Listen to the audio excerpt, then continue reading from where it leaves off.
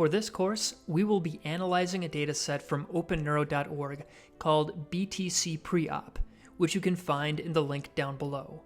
It includes data from patients with gliomas, patients with meningiomas, and a group of control subjects. We will first learn how to analyze a single subject using MRtrix, and then go on to compare the groups against each other. Each subject folder contains subfolders with anatomical, functional, and diffusion-weighted data. MRtrix requires only the anatomical and diffusion-weighted images in order to analyze the data, although later on, you could integrate this with the resting state data as well in the func directory. Later on in this tutorial, we will learn how to create connectomes, which represent the connectivity between different nodes of the brain. For an introduction, click on the link in the More Info box down below.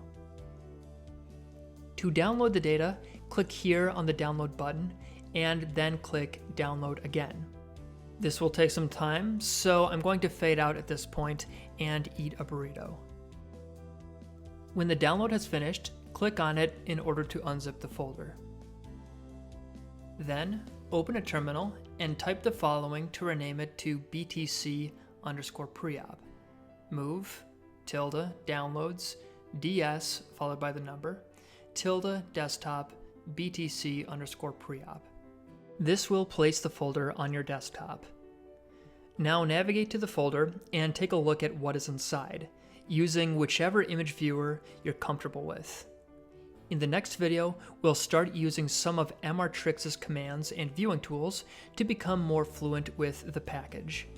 If you feel comfortable enough, you can even use the following command templates, which we'll see later, on your own data, instead of the one that we just downloaded.